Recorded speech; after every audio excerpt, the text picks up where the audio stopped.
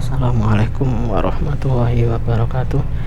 Bismillahirrahmanirrahim. Alhamdulillahirabbil alamin. Allahumma shalli ala sayyidina Muhammadin al-fatihil lima ughliq wal khatimah sabaq nasiril haqqi bil haqq wal hadi ila siratikal mustaqim wa ala alihi haqqa qadri wa miqdaril azim. Rabbi shrah li sadri wa yassir li amri wahlul 'uqdatam min lisani yafqahu qawli. Amin ya rabbal alamin. Alhamdulillah, pada kesempatan kali ini kita bisa dipertemukan kembali dalam kajian perkuliahan filsafat dakwah, yang mana pada kesempatan kali ini kita akan mengkaji tentang dakwah tabligh, ya, dakwah sebagai pengembang masyarakat dan juga dakwah sebagai harokah ataupun gerakan, yang mana ketiga ini adalah semacam aliran dan juga gerakan di dalam sebuah proses dakwah.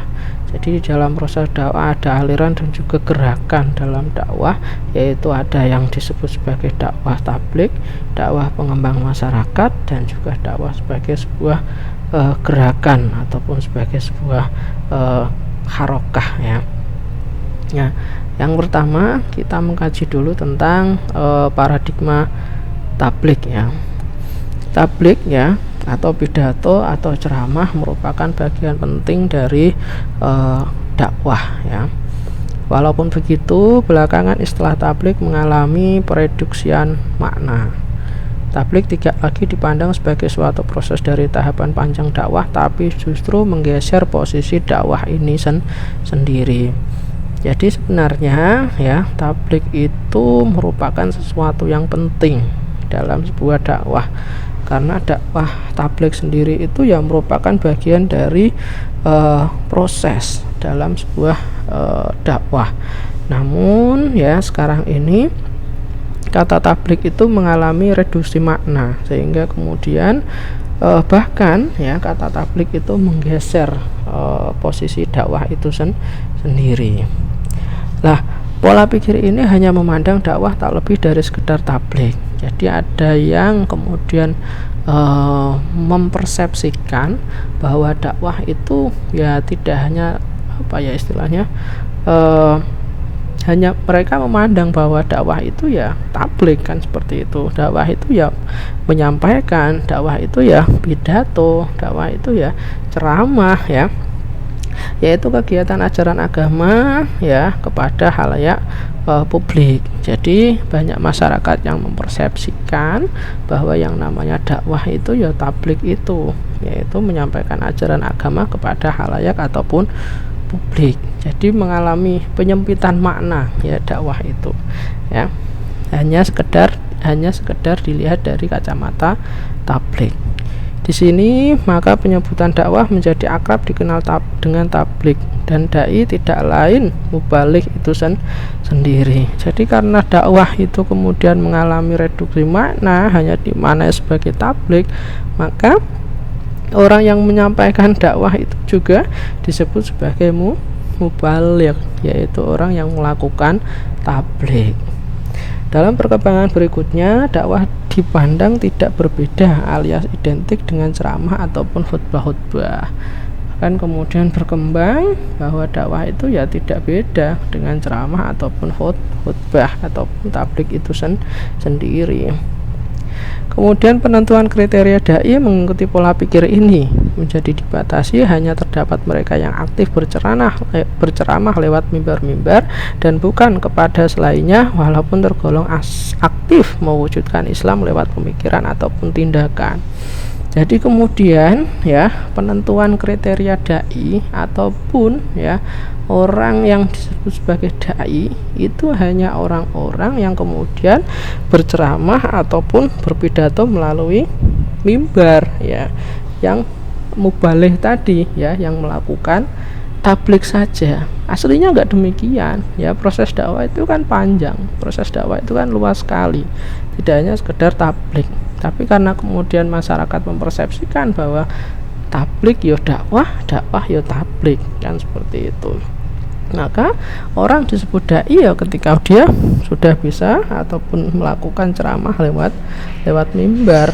Selain itu, walaupun dia aktif mewujudkan Islam lewat pemikiran maupun tindakan, tidak bisa kemudian disebut dai karena dia tidak berceramah. Nah, paradigma dakwah yang demikian ini lebih lanjut dikenal dengan madhab dakwah tabligh ya. Yang demikian itulah yang kemudian disebut sebagai madhab dakwah tabligh ataupun aliran dakwah tabligh ya. Dari fenomena yang terlihat, kebanyakan praktik dakwah di dunia Islam berada dalam kategori madhab tabligh. Kenyataan ini diamini terutama oleh mindset umat Islam yang masih sulit membedakan antara dakwah dan juga tabligh. Jadi kebanyakan ya dunia Islam ya istilahnya apa ya, berada dalam kategori dakwah tabligh karena masyarakat itu masih sulit membedakan antara dakwah dan juga tabligh. Kebanyakan masyarakat menyamakan ya dakwah ya tabligh ya, kebanyakan seperti itu padahal aslinya berbeda lah. Orang-orang yang kemudian tidak bisa menyamakan ya ataupun sulit membedakan ya, tidak bisa membedakan atau sulit membedakan antara dakwah dan juga tabligh tadi, maka mereka termasuk kategori madhab tabligh karena menyamakan antara dakwah dan juga tabligh. Nah, secara historis ya, kalau berbicara tentang gerakan dakwah dengan paradigma tabligh diprakarsai oleh seorang ulama dari India bernama Muhammad ibnu Ilyas ibnu Muhammad Ismail al-Kandahlawi tahun 1982 dan wafat tahun 1943 Masehi. Beliau adalah ulama yang memprakarsai gerakan tabligh ya. Sebagai wujud sebuah gerakan ya tabligh tadi, orang banyak menyebut pengikut paradigma tabligh dengan jamaah tabligh ya. Mungkin kalian pernah dengar ya yang namanya jamaah tabligh ya. Jamaah tabligh ini adalah pengikut paradigma tabligh yang diprakarsai oleh Muhammad ibnu Ilyas ibnu Muhammad Ismail al-Kandahlawi ya. Penyebutan ini agak lebih dinisbatkan kepada aktivitas dakwah yang lebih banyak menekankan unsur penyampaian. Jadi orang-orang yang kemudian ya melaksanakan dakwah melalui penyampaian ya, maka mereka menyebut sebagai pengikut paradigma tabligh. Menurut para pendukung paradigma tabligh, umat muslim dibebani kewajiban untuk menyampaikan risalah Islam dan mengorbankan harta dan juga jiwa mereka ya. Ini menurut orang-orang jamaah tabligh ya, bahwa umat muslim itu memiliki kewajiban atau dibebani kewajiban untuk menyampaikan risalah ya. Nah, dalam rangka menyampaikan risalah, mereka sampai kemudian mengorbankan harta dan juga jiwa mereka ya, seperti itu. Nah, dalam dakwah mereka ya, pengikut paradigma tabligh ini ada 6 pokok dakwah tabligh. Yang pertama adalah kembali kepada komitmen tauhid, terus kemudian salat dengan khusyuk dan khudu', kemudian ilmu beserta zikir, memuliakan muslim, meluruskan niat, dan yang paling penting adalah dakwah tabligh khuruj fisabilillah. Jadi dakwah tabligh kemudian kembali ya kepada jalan Allah ya, makanya mereka kemudian rela ya mengorbankan harta dan juga jiwa mereka untuk kemudian melaksanakan yang disebut sebagai dakwah tabligh atau jamiah atau jamaah tabligh ya. Ini persepsi mereka ya, namun secara pribadi ya, saya pribadi sih yang istilahnya dakwah tidak kemudian harus seperti itu, harus kemudian meninggalkan harta, jiwa ya, kemudian sampai keluarga ya, tidak harus seperti itu ya, karena dalam artian kita harus seimbang antara dunia dan juga akhirat, dan kita harus berpikir bahwa kita sebagai manusia juga punya kewajiban terhadap orang-orang sekitar kita, anak kita, istri kita ya, orang tua kita. Kalau kemudian kita pergi ya meninggalkan mereka hanya untuk kemudian berdakwah ya, mohon maaf, yaitu mungkin apa ya istilahnya, kasihan ya orang-orang yang kemudian berada di sekitar kita dan juga menjadi tanggung jawab kita ya. Takutnya kita nanti dinilai sebagai orang yang tidak bertanggung jawab, yaitu menurut saya pribadi ya, seperti itu. Terus yang selanjutnya paradigma pengembangan masyarakat ya. Dalam Kamus Besar Bahasa Indonesia, pengembangan masyarakat dimaknai sebagai usaha untuk membangun masyarakat dari segenap aspeknya secara bertahap dan teratur menjurus ke arah atau tujuan yang dikehendaki. Jadi yang dimaksud sebagai pengembangan masyarakat ini ya membangun masyarakat dari berbagai aspek secara bertahap dan juga teratur sesuai dengan tujuan yang dikehendaki. Nah, terus apa hubungannya dengan dakwah, kan seperti pertanyaannya. Lah, dakwah dengan pengembangan masyarakat itu ada semacam hubungan ya. Yang pertama bisa dilihat dari dua segi. Yang pertama adalah segi tujuan ya. Antara dakwah dan juga pengembangan masyarakat memiliki keterkaitan yang memperkuat satu sama lain. Dakwah dimaksud untuk mewujudkan kebaikan dan kemajuan hidup di dunia dan juga di akhirat. Jadi dakwah itu kan apa ya istilahnya, tujuannya adalah mewujudkan kebaikan ataupun kemajuan hidup di dunia dan juga di akhirat. Sedangkan pengembangan masyarakat itu adalah membangun masyarakat dari berbagai aspek. Jadi ini ada keterkaitan dari segi tujuan ya, sama-sama membangun ataupun mewujudkan kebaikan masyarakat.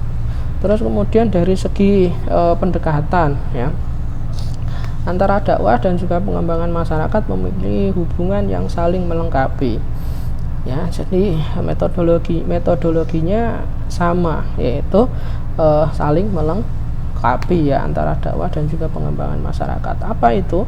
Yaitu membangun masyarakat tidak cukup hanya pada satu aspek dengan melupakan aspek yang lain. Lebih dari itu, membangun masyarakat harus dilakukan secara komprehensif, baik fisik, material maupun moral spiritual. Jadi sama ya, dalam dakwah kalau ingin mewujudkan kebaikan, kemajuan bagi masyarakat ya harus kemudian tidak cukup dari berbagai aspek, tidak cukup pada satu aspek, tapi harus dari berbagai aspek. Begitu juga pada metodologi pengembangan masyarakat. Jadi sama antara metodologinya sama antara dakwah dan juga pengembangan masyarakat, yaitu sekali lagi bisa saling melengkapi karena sekali lagi tujuannya sama ya, yaitu mewujudkan kebaikan dan kemajuan hidup manusia di dunia dan juga di akhirat.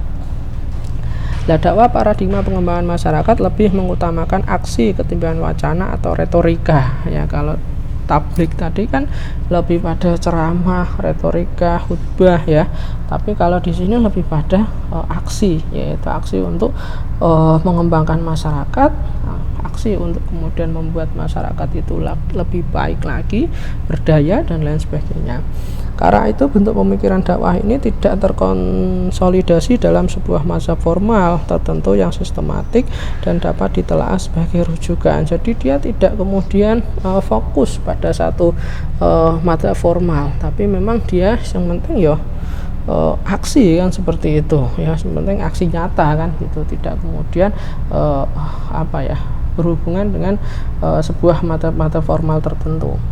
Nah, di sini ya dalam rangka pengembangan masyarakat biasanya diwujudkan dalam bentuk sebuah organisasi keagamaan ya, misalnya NU ya, Muhammadiyah ya, dan lain sebagainya, ataupun juga melalui lembaga swadaya masyarakat ataupun yayasan-yayasan keislaman ya. Dan mereka tidak dalam pengembangan masyarakat ini ya tidak kemudian mau ikut campur di dalam dunia politik ya. Jadi mereka memang betul-betul flour dari masyarakat dan kemudian untuk masyarakat. Dalam konteks pemikiran Islam Indonesia, paradigma pengembangan masyarakat ini dapat dinisbatkan kepada sejumlah pemikir seperti Ahmad Mukti Ali, kemudian Dawam Raharjo, Adi Sasono, dan juga Muslim Abdurrahman ya. Ini adalah tokoh-tokoh yang kemudian istilahnya melakukan dakwah dengan paradigma pengembangan masyarakat. Kalau Pak Muti Ali ya sebagai pelopor dulu ketika kemudian beliau menjabat sebagai Menteri Agama, ya mereka kemudian menggendeng para organisasi keagamaan, menggendeng para LSM untuk mewujudkan suatu masyarakat agama yang kemudian maju, mahrifah lojinawi, ya, dan juga berkembang. Jadi itu ya, memanfaatkan masyarakat untuk meningkatkan kemajuan masyarakat melalui agama itu sendiri. Nah, sebagai suatu pemikiran dan gerakan, mazhab dakwah pengembangan masyarakat ini memiliki kekuatan dan keunggulan. Setidaknya mazhab ini telah berperan dalam memperbaiki paham masyarakat bahwa dakwah sejatinya tidak hanya pidato ataupun tabligh, tetapi transformasi sosial dan kultural menuju kualitas khairu ummah. Jadi bisa merubah ya stigma masyarakat bahwa dakwah itu tidak hanya sekedar tabligh, ya, tapi dakwah itu ya transformasi sosial, kemudian transformasi kultural, ya, transformasi masyarakat, ya, baik sosial maupun kulturalnya menuju kepada masyarakat yang khairu ummah ataupun masyarakat yang baik. Yang terakhir adalah paradigma harokah, ya. Dakwah harokah bermakna dakwah dengan atau melalui sistem pergerakan. Jadi dakwah gerakan. Sesuai dengan namanya, aliran dakwah yang satu ini lebih menekankan aspek tindakan, aksi ketimbang wacana atau teoretisasi, ya. Nah, menurut Hasan Al-Qahtani, ya, yang dimaksud dakwah harokah adalah dakwah yang berorientasi pada pengembangan masyarakat Islam dengan melakukan reformasi total ataupun islah terhadap seluruh aspek kehidupan sosial, baik terkait dengan individu atau islah al-fard, keluarga atau islah al-usroh atau masyarakat atau islah al-mujtama, dan juga hingga negara atau islah al-daulah. Paradigma harokah justru menilai politik sebagai salah satu bagian tak terpisahkan dari sistem Islam. Ini bedanya antara dakwah pengembangan masyarakat dan juga dakwah harokah, ya. Kalau pengembangan masyarakat, mereka lebih pada gerakan masyarakatnya. Mereka tidak mau kemudian pada hal-hal yang sifatnya politik, ya. Mereka pada ke situ, jadi lebih pada ke masyarakatan. Tapi kalau harokah, ya, itu lebih pada ke gerakan secara menyeluruh, ya, baik masyarakat dan juga melalui jalur politik. Bahkan mereka menilai bahwa politik adalah salah satu bagian yang tidak terpisahkan dalam sistem Islam, sehingga dakwah tidak bisa dipisahkan dari yang namanya politik. Oleh karena itu, pandangan mereka itu disimbolkan dengan 3D, ya, 3D, din, ya, agama, daulah, negara, dan dunia atau dunia, ya, itu 3D, ya, atau 3D, ya, gerakan mereka. Jadi sekali lagi mereka tidak memisahkan antara istilahnya dakwah dan juga politik. Kalau pengembangan masyarakat tadi kan mereka dari masyarakat, mereka tidak kemudian ikut campur ataupun istilahnya bergantung dengan yang namanya politik. Ya, kemudian adapun latar belakang kemunculan dakwah harokah tidak hanya karena doktrin profetik Islam seperti doktrin rahmatan lil alamin atau ikhraj min dulumat ilan nur. Jadi tidak hanya sekedar karena Islam itu sebagai doktrin Islam sebagai rahmatan lil alamin ataupun doktrin Islam sebagai istilahnya agama yang kemudian mengeluarkan dari kegelapan menuju jalan yang terang benderang, ya, tapi juga karena faktor historis. Jadi keterpurukan umat Islam pasca penjajahan di satu sisi dan kebangkitan Islam di sisi lain. Jadi karena banyaknya masyarakat Islam yang terpuruk, ya, pasca kemudian mereka dijajah, terus kemudian adanya semacam gerakan kebangkitan Islam, maka kemudian mereka muncul, ya, di situ untuk kemudian melakukan gerakan. ya, selain mereka menganggap bahwa Islam adalah rahmatan lil alamin dan Islam adalah agama yang mengeluarkan manusia dari jalan kegelapan menuju jalan yang terang benderang. Nah, menurut Ibrahim Al-Jabiri, ya, dakwah harokah sebagai sebuah paradigma yang memadukan dimensi pemikiran dan pergerakan mulai eksis bermunculan di negeri-negeri Islam sejak permulaan abad ke-20.